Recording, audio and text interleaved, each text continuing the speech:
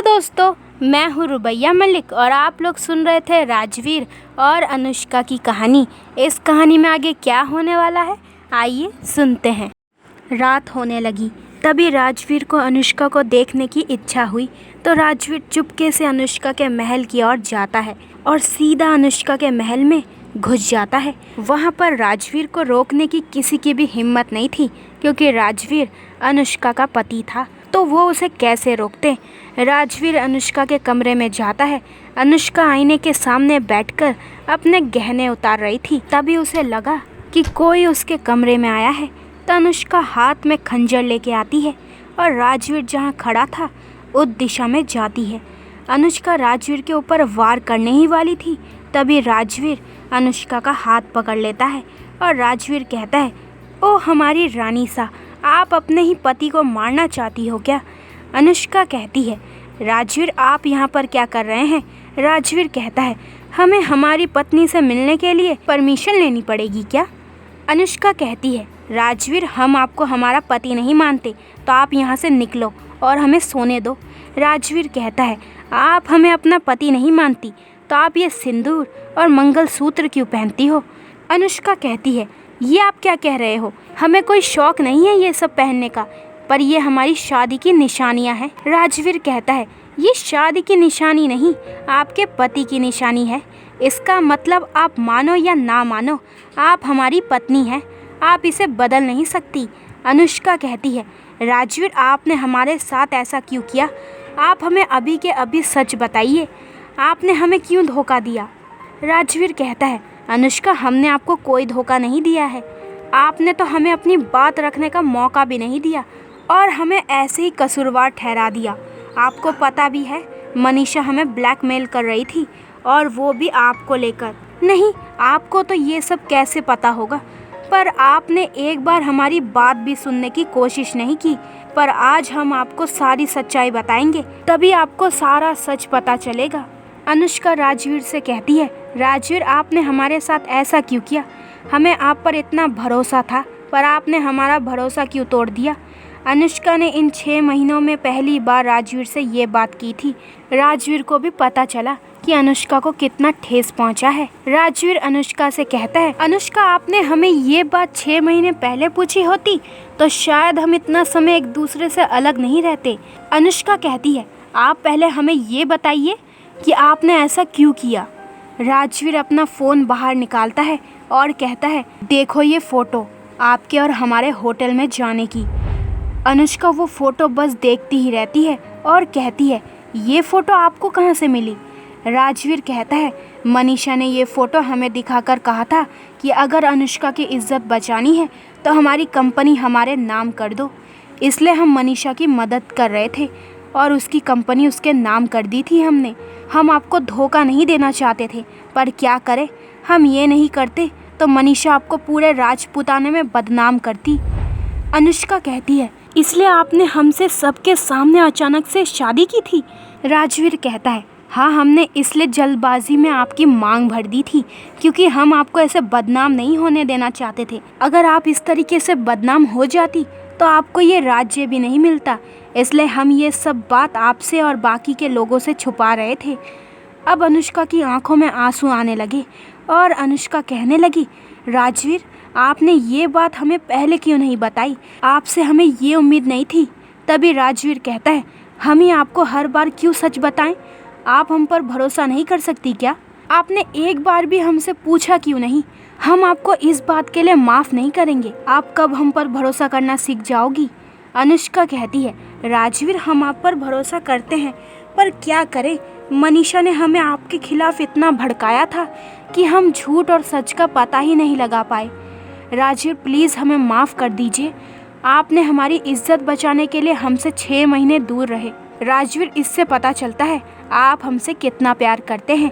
अनुष्का कहती है, अच्छा हुआ आपको कल रात किसी ने ड्रग्स दिए, नहीं तो आप ऐसे हमारे पास तो नहीं आते और हमें सच्चाई का पता भी नहीं चलता। राजवीर कहता है, हम तो आपके पास कब से आने के लिए मरे जा रहे थे, पर हम ये सोचकर रुक जाते कि आप हमें अपनाएंगी या नहीं।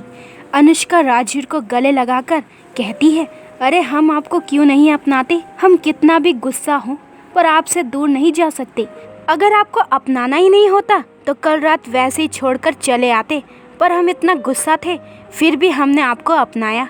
राजवीर कहता है, वैसे आप अच्छी हैं, पर जब गुस्सा करती हैं तो हमारी बात भी नहीं मानती।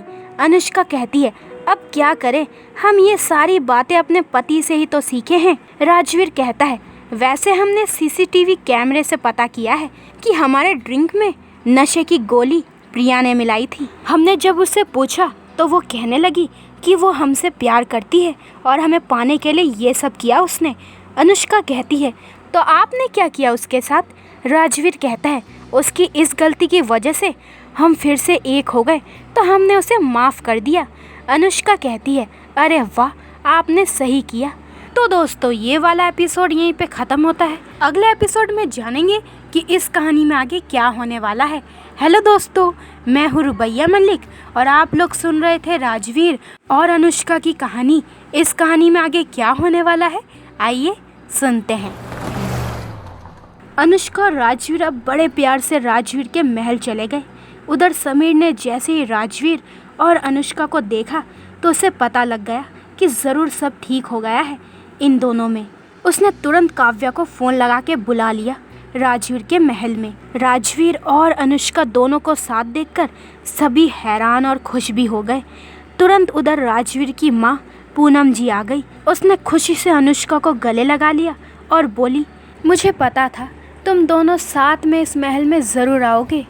ये बोलकर पूनम जी रो पड़ी और तभी अनुष्का ने बोला, माँ मैं कैसे नहीं आती, आखिर एक बेटी अपनी माँ से दूर रह सकती है क्या? और फिर गले लग गई। तभी राजवीर बोलता है, माँ आप ना बहू के आते ही अपने बेटे को भूल जाती हो।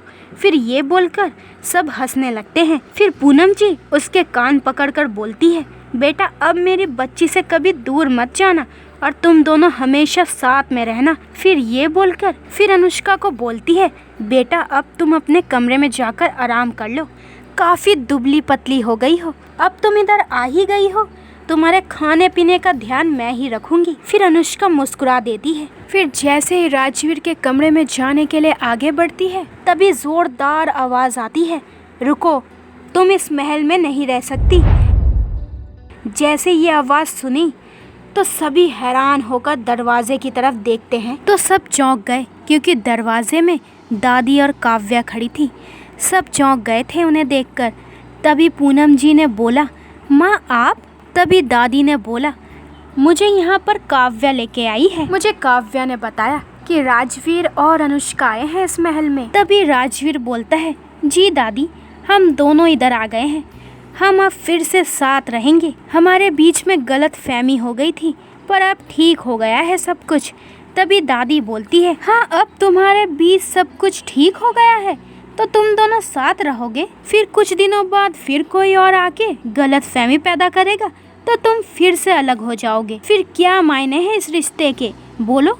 शादी में प्यार होना चाहिए। प्यार तो तुम दोनों में बहुत है, पर शादी में सबसे मायने रखता है विश्वास।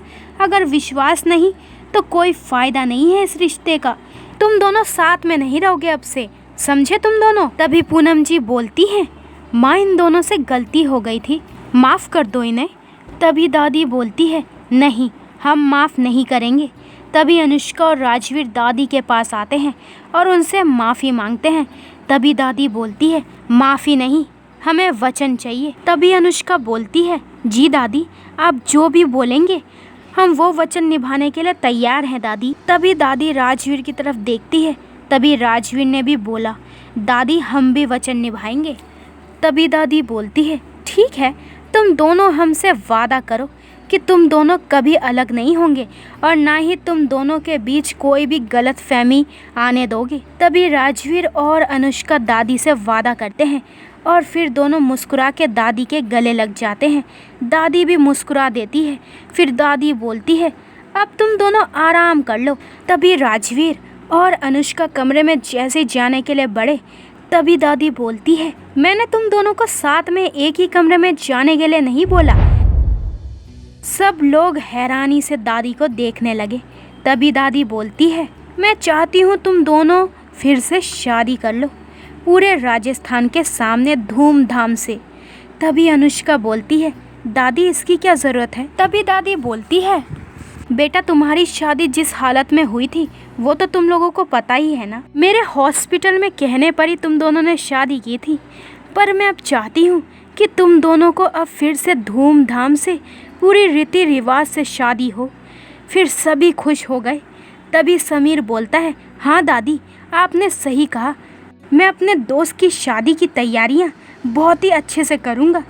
फिर समीर राजवीर के कान में बोलता है, बेटा मेरे सुहागरात के दिन बहुत मज़े किए थे ना तूने, अब देख बेटे मैं क्या करता हूँ। तभी दादी बोलती है, इसलिए जब तक तुम दोनों की फिर से शादी नहीं होती तब तक तुम दोनों अलग अलग रूम में ही रहोगे। फिर काव्या खुशी से अनुष्का को दूसरे रूम में लेके जाती है और उसके गले लग जाती है।